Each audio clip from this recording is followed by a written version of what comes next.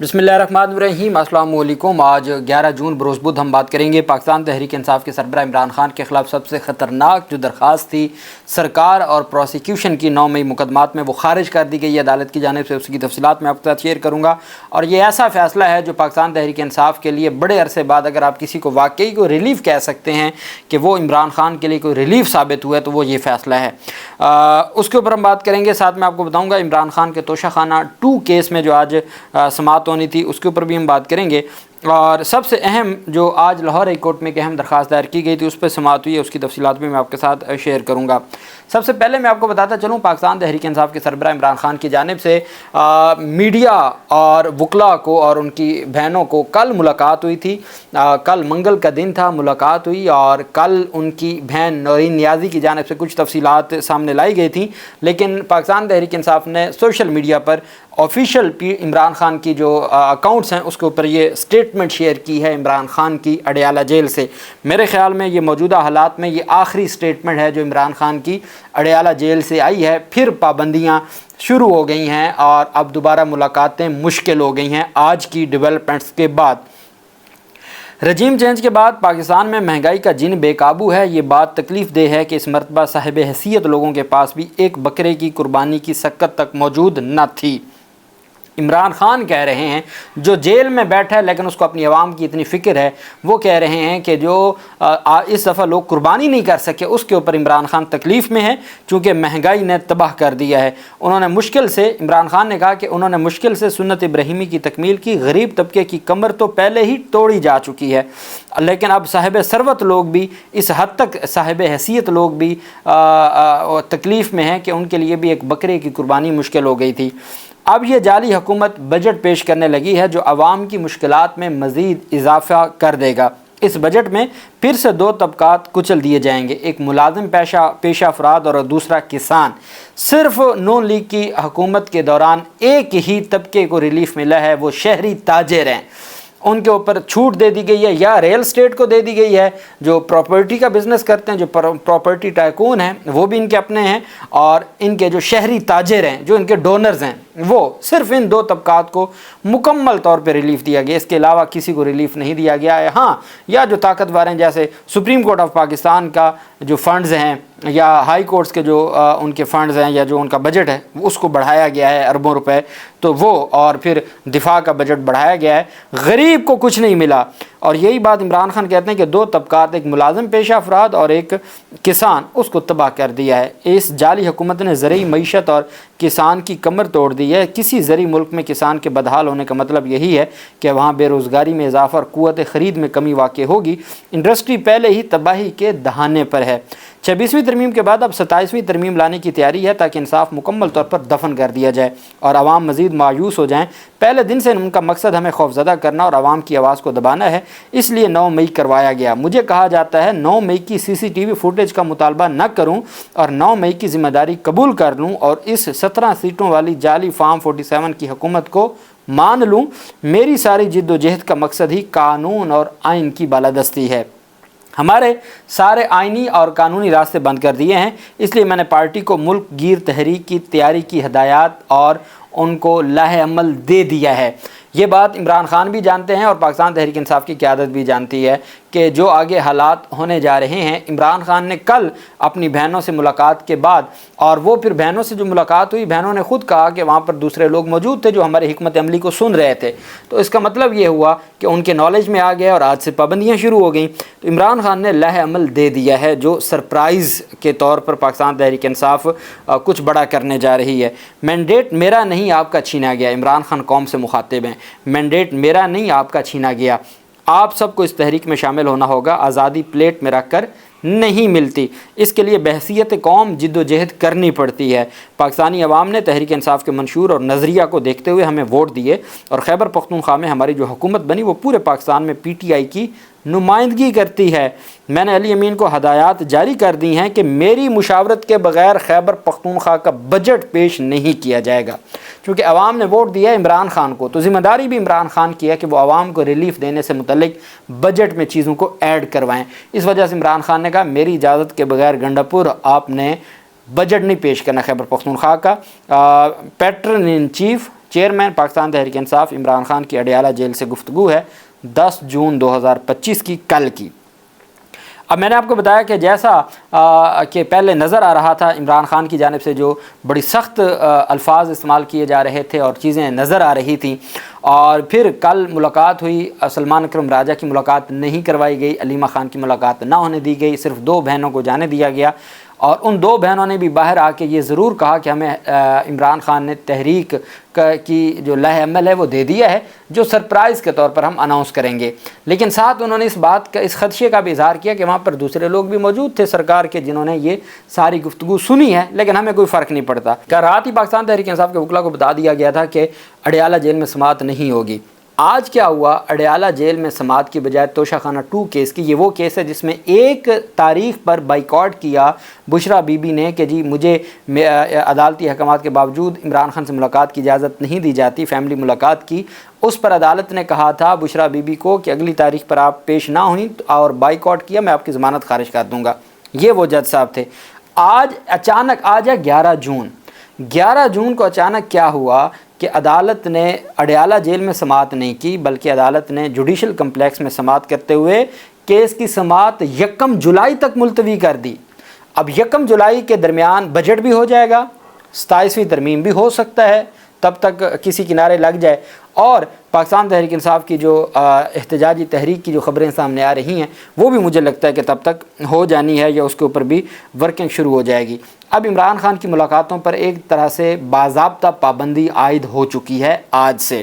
کل ملاقات ہوئی، کل انہوں نے اپنی اسٹریٹجی بتائی، وہ اسٹریٹجی جیسے ہی عمران خان نے بتائی اور وہ دوسری طرف بھی ان کے بھی نالج میں آ گئی تو انہوں نے پھر پابندی شروع کر دی۔ کل رات ہی بتا دیا گیا کہ جوڈیشل کمپلیکس میں سماعت ہوگی، اڈیالہ جیل میں نہیں ہوگی۔ آج توشہ خانہ 2 کیس کی سماعت ہوئی اور آج جج شاہ رخ ارجمن نے سماعت کرتے ہوئے بغیر کارروائی، بغیر اڈیالہ جیل گئے 1 جولائی تک پورے 3 ہفتوں کی تاریخ دے دی جناب نے، اور اب 1 جولائی تک سماعت کو ملتوی کر دیا گیا توشہ خانہ 2 کیس میں۔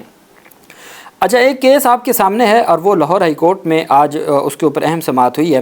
وہ کیس اس وجہ سے اہم ہے کہ بیوی اور خاوند اور بیوی کو مجبور کیا گیا تھا کہ وہ کچھ اس طرح کی جو ہے وہ غیر اخلاقی ویڈیو بنانا چاہتے تھے، اور میاں بیوی کو مجبور کیا گیا کہ وہ ایسے کچھ ایکشنز کریں یا ایکٹیویٹیز کریں جو غیر اخلاقی ہوں تاکہ ویڈیو بن سکے۔ اور پھر آپ جانتے ہیں کہ اس میں ملزمان کا حافظ آباد زیادتی کے، پھر ان کے ساتھ اس خاتون کے ساتھ زیادتی کی گئی تھی، اس میں پھر 3 ملزمان کا انکاؤنٹر کر دیا گیا تھا، ان کو پولیس مقابلے میں قتل کر دیا گیا تھا۔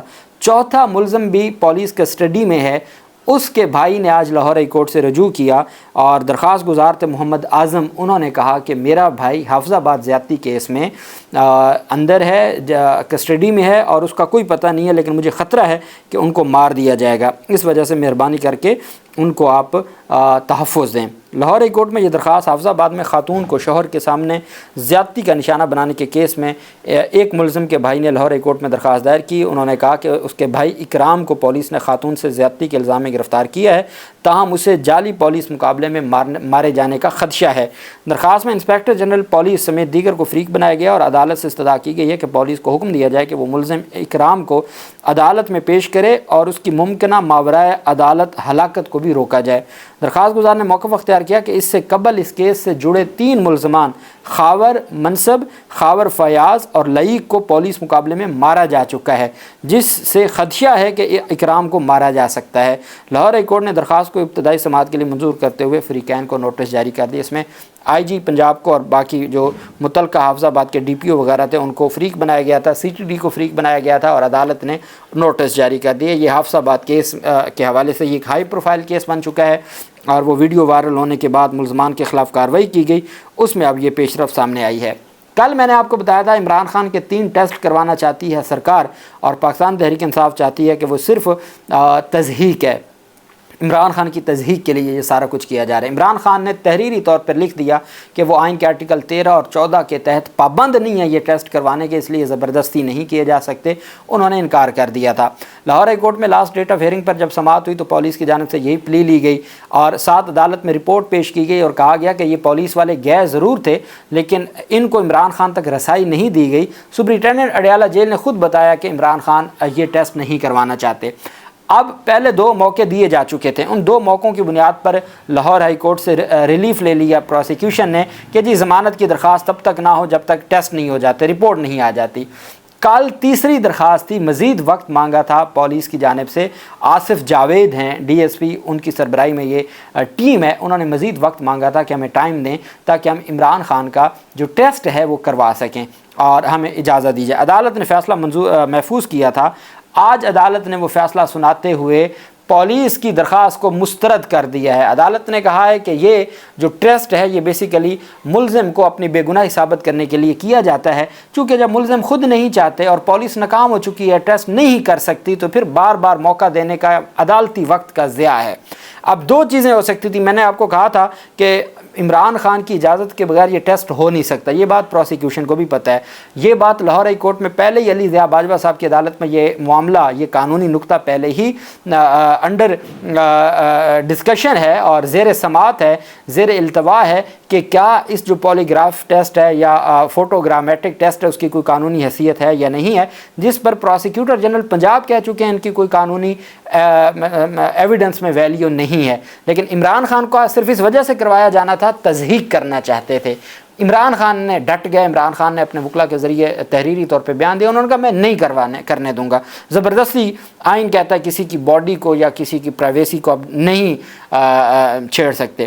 اب اس سے کیا ہونا تھا کہ ٹیسٹ چونکہ انہوں نے خود کرنا تھا، خود لیبارٹری یا خود فرنزک جو پنجاب کے حکومت کے ابنڈر ہے ان کی رپورٹ آنی تھی، تو وہ ویسے رپورٹ آنی تھی جیسے نیب کے کیس میں عمران خان جب 9 مئی کو گرفتار ہوئے تھے تو اس وقت ایک رپورٹ آئی تھی اور ان کے نشاور اور فلاں اب 2 سال سے وہ جیل میں ہیں، ایسی کوئی خبر نہیں ہے کہ ان کو نشے کی کوئی ضرورت ہے یا وہ نشے کی وجہ سے ان کی کوئی طبیعت خراب ہو گئی، نشہ نہ ملنے کی وجہ سے، سارا جھوٹ تھا۔